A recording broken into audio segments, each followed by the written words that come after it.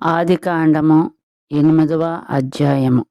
దేవుడు నోవాహును అతనితో కూడా ఓడలోనున్న సమస్త జంతువులను సమస్త పశువులను జ్ఞాపకము చేసుకొనెను.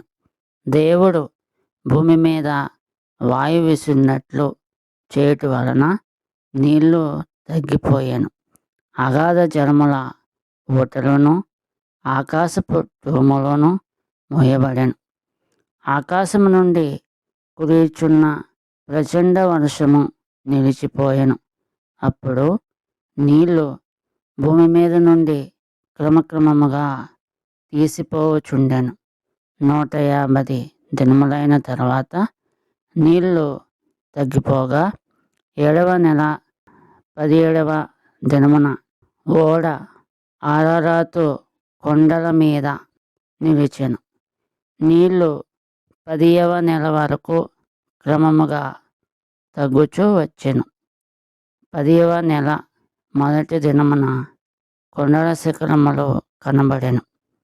40 దినములైన తరువాత నోవాహు తాను చేసిన ఓడ కిటికీ తీసి ఒక కాకిని వెలుపలికి పోవిడిచెను. అది బయటికి వెళ్ళి భూమి మీద నుండి నీళ్లు ఇంకిపోవు వరకు ఇటు అటు తిరుగుచుండెను. మరియు నీళ్లు నేల మీద నుండి తగ్గినవో లేదో చూచుటకు అతడు తన యొద్ద నుండి నల్ల పావురం ఒకటి వెలుపలికి పోవిడిచెను.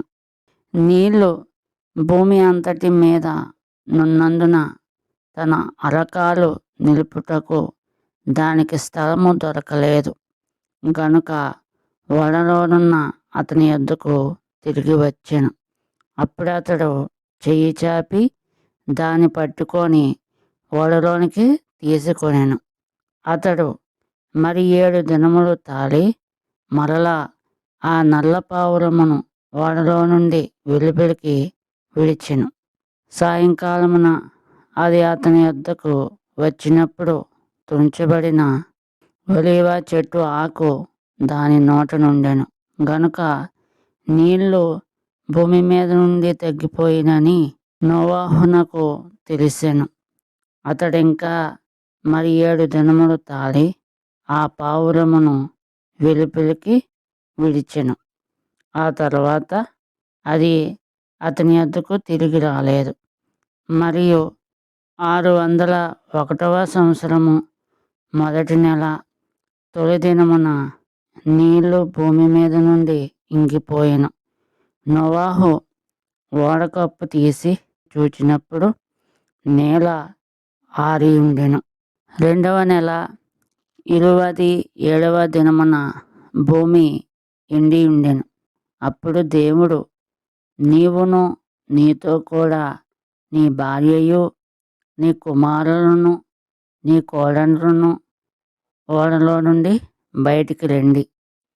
పక్షులు పశువులు భూమి మీద ప్రాకు ప్రతి జాతి పురుగులు మొదలైన సమస్త శరీరులలో నీతో కూడానున్న ప్రతి జంతువును వెంటబెట్టుకొని వెలుపలికి రావలెను.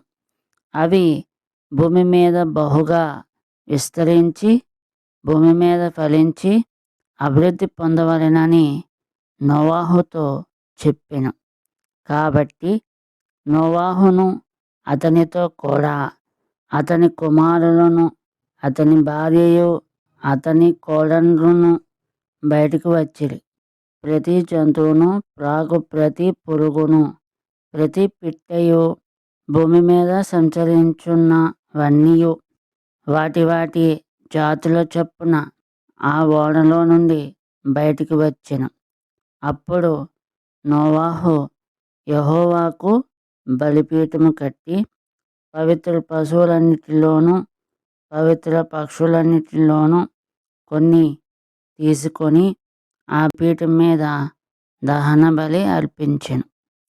అప్పుడు యెహోవా ఇంపైన సువాసన నాగ్రానించి ఇక మీదట నరులను బట్టి భూమిని మరలా శపించెను.